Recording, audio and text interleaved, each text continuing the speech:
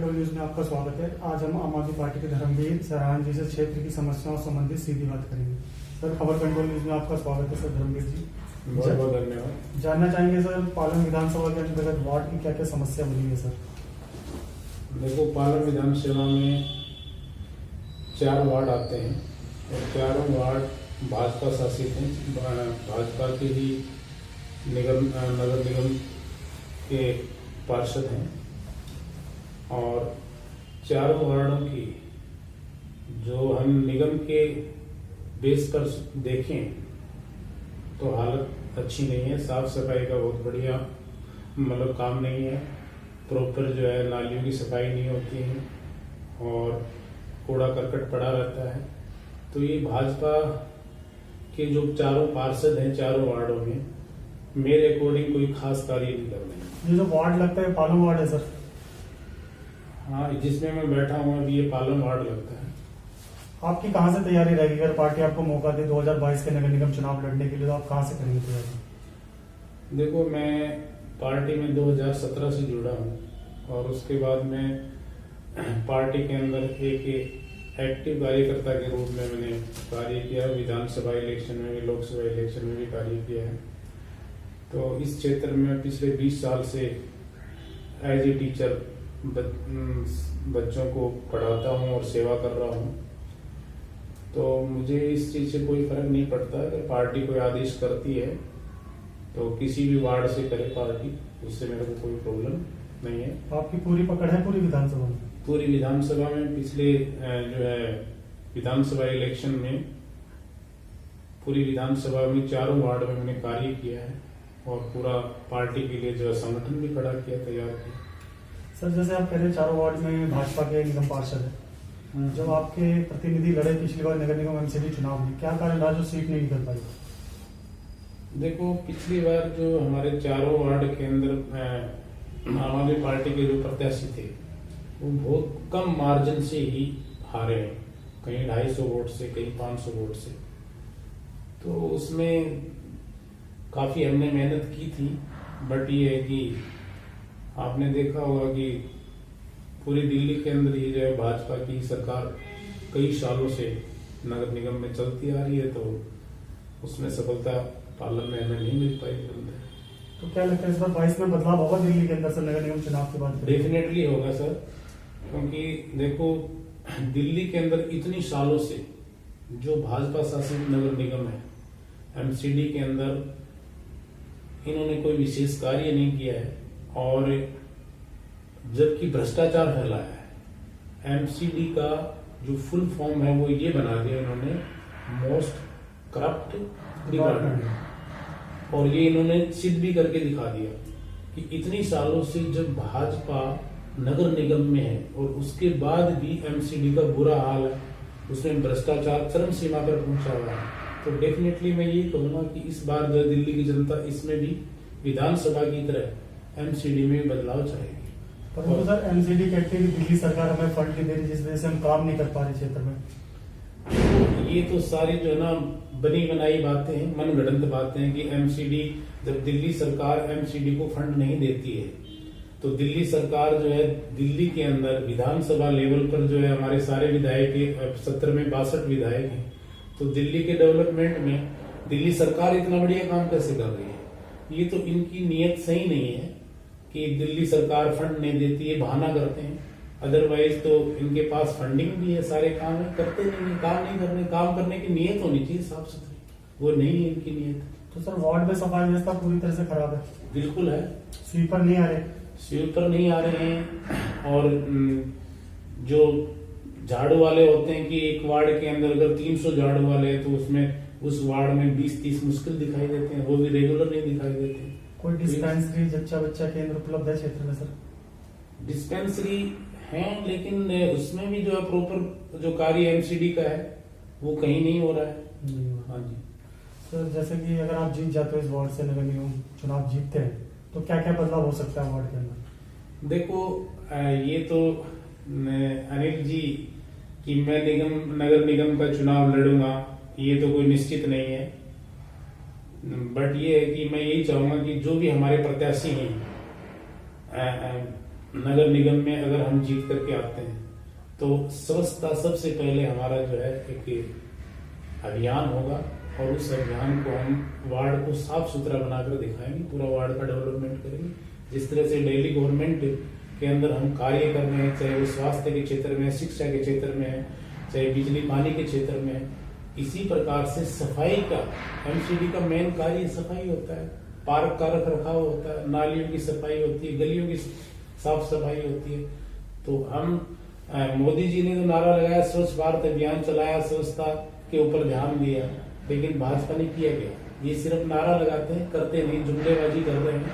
लेकिन हम, अगर हमारी सरकार एमसीडी के अंदर आती है, आम आदमी पार्टी की सरकार आती है, तो हमारे सारे पार्षद बहुत अच्छे से काम करेंगे और वार्ड को जो है स्वर्ग से सुंदर बना के दिखाएंगे। सर, कोरोना काल में आपने जनता के बीच रख के कुछ कार्य किए क्षेत्र में? बिल्कुल, देखो कोरोना काल के अंदर हमारी पार्टी ने तो पूरा कार्य किया ही है, आपने देखा होगा बढ़ चढ़ के ओवरऑल दिल्ली में। लेकिन इंडिविजुअल लेवल पे भी मैंने पालम विधानसभा के अंदर जो कोरोना काल के अंदर हमारे नीडी लोग थे, चाहे वो फूड सप्लाई की बात हो, चाहे उनके और दूसरी आवश्यकताएं, मूलभूत आवश्यकताएं, सबकी हेल्प हमने करी। लेकिन ये है कि हम फोटो खिंचवाने में विश्वास नहीं करते, क्योंकि किसी की अगर हेल्प करते, हेल्प करके फिर अगर फोटो खिंचाएं तो वो तो एक आदमी की जो ना एक तरह से इंसल्ट करने वाली बात होगी। फिर हमने उनको क्या हेल्प, तो मैंने अपने निजी लेवल पे पूरी हेल्प की। कोई रेड जोन वगैरह घोषित तो नहीं हुआ था आपका वार्ड सर कोरोना काल में? कोरोना काल में हमारा वार्ड कोई रेड जोन नहीं हुआ, कोई रेड। मेरे नॉलेज से। अन्य राज्यों के मुकाबले दिल्ली में रिकवरी काफी अच्छी है कोरोना के मामले में, इसका श्रेय आप किसे देंगे, अमित शाह जी को या दिल्ली के मुख्यमंत्री को? देखो, डेफिनेटली ये है कि दिल्ली सरकार ने इसमें बहुत अच्छा कार्य किया है। कोरोना काल में पूरा हमारी पार्टी के सारे कार्यकर्ताओं ने एक्टिव होकर के काम किया, और माननीय मुख्यमंत्री श्री अरविंद केजरीवाल जी के नेतृत्व की जो सरकार ने किया, स्वास्थ्य मंत्रालय ने बहुत जबरदस्त कार्य किया। तो इसका पूरा जो श्रेय है दिल्ली के अंदर, अगर हमें रिकवरी की रेट सबसे बेस्ट हुई है, ज्यादा हुई है, रैपिड टेस्ट बढ़े हैं, तो सारे के सारे प्रयास दिल्ली गवर्नमेंट के तो हैं ही। और केंद्र सरकार की जो बात है, अमित शाह जी की बात करें तो अमित शाह जी एक गृह मंत्री हैं, वो तो पूरी इंडिया के हैं, तो उनका दिल्ली का श्रेय उनको कैसे जाएगा? उनको अगर श्रेय देना तो फिर पूरी इंडिया का दो, दिल्ली का श्रेय तो दिल्ली के मुख्यमंत्री को जाएगा, दिल्ली सरकार को जाएगा। लेकिन लास्ट टाइम में सर जो आपके मनीष सिसोदिया जी, उन्होंने तो पूरा डरावना माहौल बना दिया था दिल्ली के अंदर कि कोरोना केस 5 लाख से ऊपर बढ़े हैं, हमारे हाथ में कुछ नहीं है। फिर लास्ट में आपके सीएम जाते हैं अमित शाह जी के पास, उसके बाद कंट्रोल होती है दिल्ली की कोरोना। देखो, 2-3 बातें होती हैं कि अगर मनीष जी ने ये सब बातें बोली हैं तो डेफिनेटली एक बार जो है दिल्ली के अंदर जो है इसकी स्पीड बढ़ गई थी, बट कंट्रोल करने के लिए इक्विपमेंट की तो हमें जरूरत पड़ेगी, और इक्विपमेंट कौन कराएगी? वो केंद्र सरकार ही मुहैया कराएगी, जो केंद्र के बजट में आता है। हम अपने लेवल पे तो दिल्ली गवर्नमेंट ने पूरा प्रयास किया, काम किया भी, तो इसमें केंद्र सरकार के पास तो जाएंगे, तो हर राज्य की गवर्नमेंट ही जाती है केंद्र सरकार के पास में। और जितने बेड की कमी थी हमारे, तो बेड के लिए हम अमित शाह जी के पास भी जाएंगे, क्योंकि वो माननीय गृह मंत्री हैं पूरी इंडिया के, भारत सरकार के, तो उनके पास तो वो जाएंगे। और गए भी थे, और उन्होंने जो प्रोवाइड किए, जो कमियां थी, वो जो हमें बेड वगैरह प्रोवाइड किए, तो हमने और अच्छा कार्य किया उसमें। सर, इस बार 2022 के जो नगरीय चुनाव होंगे, किन किन मुद्दों पे आप वोट मांगेंगे जनता के बीच? पहला मुद्दा तो सुनने में आता है कि बिजली हाफ, पानी माफ है आप लोगों का, बसों में महिलाओं का टिकट फ्री कर रखी है, ये सब मुद्दे रहेंगे नगरीय चुनाव के लिए। परंतु आपसे जानना चाहेंगे जो टैक्स पेयर लोग हैं उनके लिए दिल्ली सरकार कुछ राहत नहीं देती सर। देखो, इसमें अनिल जी ये है कि जो मुद्दे होते हैं चुनावी मुद्दे, हमारे लिए चुनावी मुद्दा है कि होता काम। माननीय मुख्यमंत्री अरविंद केजरीवाल जी ने भी एक ही बात बोली थी इलेक्शन के टाइम में, आपने देखा होगा कि भाई मैंने अगर कार्य किया तो मुझे वोट दो, अगर मैंने कार्य नहीं किया तो वोट मत दो। ये बात बोलने की बड़ी हिम्मत होनी चाहिए अनिल जी, क्योंकि माननीय मुख्यमंत्री अरविंद केजरीवाल जी के नेतृत्व में जो दिल्ली सरकार चल रही है, आम आदमी पार्टी की सरकार चल रही है, उसने लाजवाब काम किए हर क्षेत्र के अंदर। तो मुद्दे हमारे नगर निगम के अंदर भी वही मुद्दे होंगे कि जो हमने जो कार्य किए हैं, अपनी उपलब्धियां हैं, वो गिनाएंगे जनता को। दूसरी बात, जो वार्ड के अंदर प्रॉब्लम्स हैं, उन प्रॉब्लम्स को सोल्व करने के लिए हम जो है उनका वादा करेंगे, जनता के सामने वादा करेंगे और करके भी दिखाएंगे। पीछे जितने वादे किए थे अरविंद केजरीवाल सरकार ने पूरे किए। सर किसान की बात कर लेते हैं, सिंधी बॉर्डर पे आज भी किसान आंदोलन चल रहा है, आज भी 25वां दिन है उनका, कोई राहत नहीं है केंद्र सरकार की तरफ से। दिल्ली सरकार कुछ राहत दे सकती है? देखो, अगर किसान बिल की बात करें तो किसान बिल जो है पास करने वाली केंद्र सरकार है। केंद्र सरकार 2/3 मेजोरिटी में बैठी हुई है और उन्होंने ये बिल पास किया है, तो इसमें दिल्ली सरकार का कोई रोल नहीं है कि भाई दिल्ली सरकार किसान बिल को वापस करा दे, ये कर दे। हाँ, दिल्ली सरकार किसानों को जो सिंधु बॉर्डर पर बैठे हुए हैं, इतने दिनों से ठंड में ठिठुर रहे हैं किसान, तो किसान आज संकट में है और संकट में दिल्ली सरकार उनके साथ खड़ी है। दिल्ली सरकार उनकी सेवा कर रही है, चाहे उनकी जो मूलभूत सुविधाएं वहां पर सिंधु बॉर्डर पे वो प्रोवाइड कर रही है, मुहैया करा रही है, और चाहे उनको खाने की बात है, लंगर की बात है, तो वो सब चीजें जो है दिल्ली सरकार कर रही है। तो दिल्ली सरकार तो किसानों के साथ खड़ी है और किसानों के साथ खड़े रहेंगे। देखो, किसी भी देश के डेवलपमेंट के लिए 2 चीजें होती है। देखिए, जवान और किसान। जवान और किसान किसी देश की एक नींव होती है और उससे उनके साथ अगर खिलवाड़ होती है तो वो हम कतई बर्दाश्त नहीं कर सकते। किसान बिल में जो गलत है और जो अमेंडमेंट होने चाहिए वो अमेंडमेंट करने चाहिए, और जो 3 काले कानून जो लिए बैठे हैं तो इनको वापस लेने चाहिए। कानून किसानों का साथ देना चाहिए, किसानों को की समस्याओं को समाधान करना चाहिए। तो दिल्ली सरकार तो किसानों के साथ खड़ी है, लेकिन दिल्ली सरकार के पास ऐसी पावर नहीं है वो किसान बिल को वापस कर दे। ये तो केंद्र सरकार की पावर है, वही कर सकती है। क्या क्या कमियां लगती है बिल के अंदर सर आपको? देखो, कमियां तो वैसे जो है अगर पूरे बिल की स्टडी की जाए ये तो बहुत कमियां हैं, लेकिन मोटे मोटे तौर पर जो है 3 चीजें हैं। जैसे एमएसपी का मुद्दा है, तो एक एमएसपी ठीक है, ये कुछ समय के लिए क्या करेंगे, एमएसपी के रेट के ऊपर जो है चीजें खरीद लेंगे।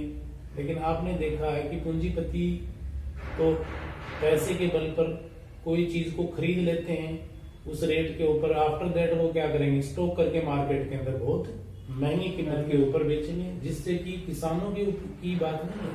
ये स्टॉक वाले जो सिस्टम है, स्टॉक करके वो अगर मान लो 100 रुपए की चीज को 150 में बेच रहे हैं, 200 रुपए में बेच रहे हैं, तो वो सीधा सीधा प्रभाव इंडिया की आम जनता के ऊपर पड़ेगा। किसानों पर तो पड़ेगा, आम जनता पर पड़ेगा, एक बात।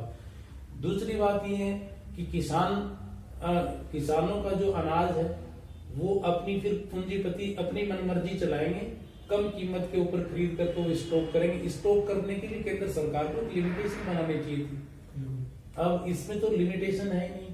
अब अंबानी है, अडानी है, वो बड़े बड़े इतने स्टॉक करेंगे, इतने एकड़ के अंदर पूरा अपना गोडाउन बना रहे हैं, तो वो क्या, उससे तो कालाबाजारी बढ़ेगी मेरे अनुसार। और देश के अंदर जब स्टॉक करने के बाद में डिमांड मार्केट में आएगी तो वो ज्यादा कीमत पर जो जनता वो प्रोवाइड करेंगे। तो एक तो एमएसपी का सबसे बड़ा मुद्दा रहेगा। उसके अलावा किसानों की और 2-3 जो समस्याएं हैं वो भी दिक्कत आएगी उनके सामने। तो सर क्या लगता है जो चुनाव होंगे 2022 में, कुछ फर्क पड़ेगा इन चीजों को लेकर जो मुद्दे चल रहे हैं फिलहाल? डेफिनेटली पड़ेगा। देखो, किसान भाई जो आज संकट में है, तो किसान भाई जो भी इलेक्शन होंगे, किसी भी तरह का इलेक्शन हो, उस इलेक्शन के अंदर वो पूरा जो है मजा चखाएंगे भारतीय जनता पार्टी को, इसमें कोई डाउट नहीं है।